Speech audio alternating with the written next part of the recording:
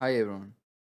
In this video, let us look how to blink an LED using SVC instruction. First, let us know what is an SVC. I am not an instructor, I am just a learner. If you want to know deep about what is SVC, please refer to some instructor videos or please refer some textbooks. So, what is an SVC? SVC stands for supervisor call. It is used in OS environment and let's take an example. Assume we have a display and we don't want user to display something in our hardware, and basically we are restricting the user from accessing the display directly, and we are not enabling him to write whatever he wants. We have in our SVC handler we have predefined some display statements, and we want the user to only display those statements. According to the user wish, we can display only the selected things which is in SVC handler. By this, we are restricting the user from accessing our hardware. Assume our hardware is MPU protected, then our user will be running in unprivileged level, so he can't directly access the hardware. And this is where the SVC comes. And with the help of SVC, the user can indirectly access the hardware. It's a kind of safe method. So let me show you how an SVC instruction looks. For that, let us see the definition. SVC stands for supervisor call and it is an exception triggered by the SVC instruction. In OS environment, applications can use SVC instruction to access OS kernel and function and device drivers. This is how the SVC instruction looks like, and we need to pass an immediate value with the SVC instructions, and this can be retrieved later for analyzing what the user wanted to execute in the SVC. We'll use switch case and we will decide what the user wanted to display. We'll do that in our exercise. Yeah, here it is. The immediate value can be retrieved by the exception handler to determine what service is being requested. That's what I said. Now let's go. Before understanding how to retrieve an SVC immediate value which we pass in that instructions, we should understand some standard, that is AAPCA standard, that is ARM architecture procedure call standard. In this standard, what all our compilers are AAPCA standard. If we are writing code in C program, then we need not to worry about this. Our compiler will look into it. Basically, this standard helps in better exception handling. What happens when there is an exception? First, some values of register are pushed onto the stack. By this, we can later retrieve back the data, and we can retrieve back to the exact state where the exception had occurred. What happens is the register are not R1, R2, R3, and R12 and LR. This is a link register, but some exception return value stored here, not the return address. And the return address here means the program counter. That is the address of next instruction.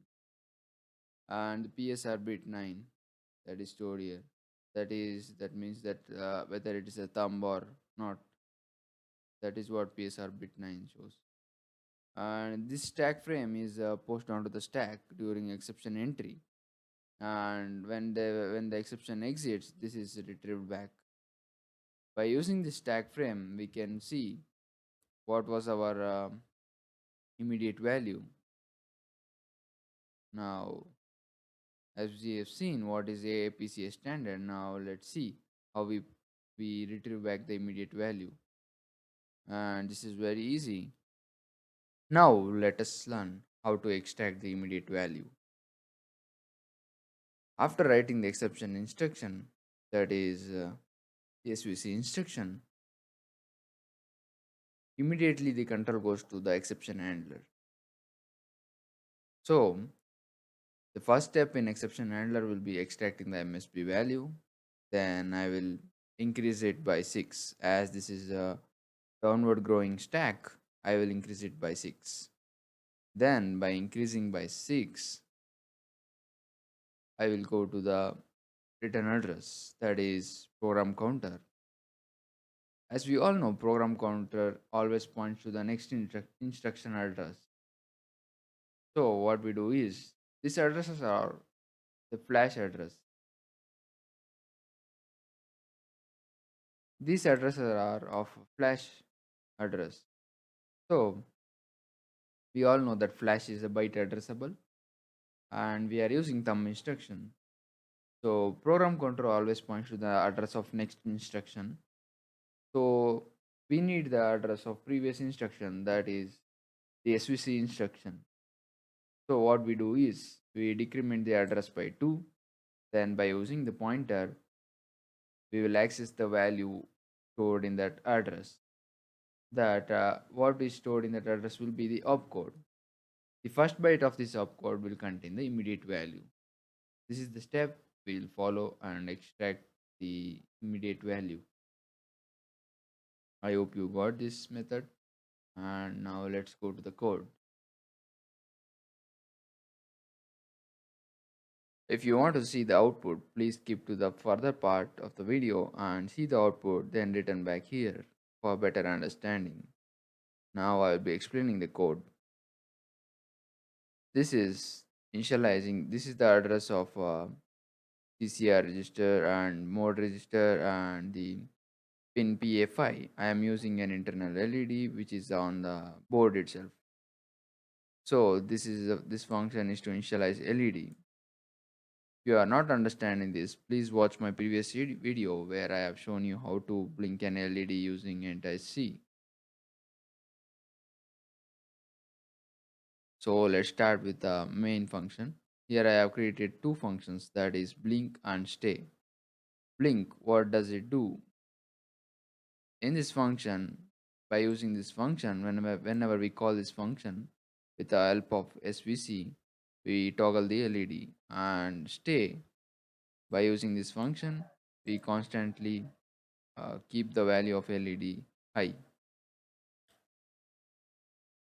So let's go to the blink function. Here first thing is we will initialize the LED, that is this code get executed, that is enabling clock, then configuring the PFI as output pin, then setting the pin as setting the pin. The next line of code is this thing. Here I have used inline assembly code. This is our SVC instruction. I am passing the immediate value 1 for blink. Now as soon as this the control comes here, after execution of this, immediately it goes to the SVC handler. I have used here naked keyword because we don't want the compiler to put epilogue or prologue, and because it corrupts our MSP value, we need to retrieve our MSP value by which we can further track our immediate value. We don't want our MSP value get corrupted. By writing this naked inside the attribute, we are telling the compiler to not add a prologue or epilogue. We are just telling the compiler we will be adding that, you need not to worry. So we should always do this. Then the first thing what we do is extracting the MSP value. As I said here, we'll first extract the MSP value, then increment 6. First we will extract the MSP value, then we will be branching to the SVC handler C, that is this. According to the AAPC standard, the argument 1 will be stored in the R0 register, and this is passed to this. Now the MSP address is stored into the P base track frame variable. Now when the control comes here, this is also a pointer. This pointer is pointing to a base, this address plus 6. Let me show you. Now that is pointing to the this return address what is stored in this program counter. Now the address of the next instruction will be stored in p return address. Later what we do is we decrement that address by 2. As this is thumb instruction architecture, we are following a thumb. Our cortex M4 only supports thumb. Now this step, we are in this step, we are decrementing it by 2. After that we will be pointing to that address. Then we get the SVC number. The first byte is stored here. After pointing that address, we get the opcode, and that first byte of the opcode is stored in the SVC number. See, we are just pointing to the address of the address minus 2. Then when we point to that, we get the opcode. After getting the SVC number, I will use switch statement. By using switch, if the past value is 1, immediate value is 1, then the blink code gets executed. If it's 2, then the LED on, it will be on for always. This code will be get executed. And this was the explanation of the code. It's very easy, but the important thing is to understand this. Do not confuse with this and this. This is the RAM, and this thing is flash. This address, and do not get confused with this address and this address. Now let's see the working. Here I have commented out the blink function, and we are currently giving the immediate value as 2 because we are not commenting the stay. This will get executed. Let us see. As you can see, the LED is on. It is continuously on. Now I'll be commenting the stay, and let me uncomment this, and I'll comment this. Let me debug, let me build the project, and I'll run the code.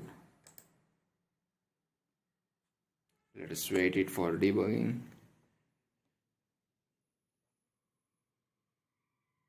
Now our LED should start blinking. Yeah, it started. Our code is working fine. And this was the video how to use SVC instructions to blink LED. Thank you for watching.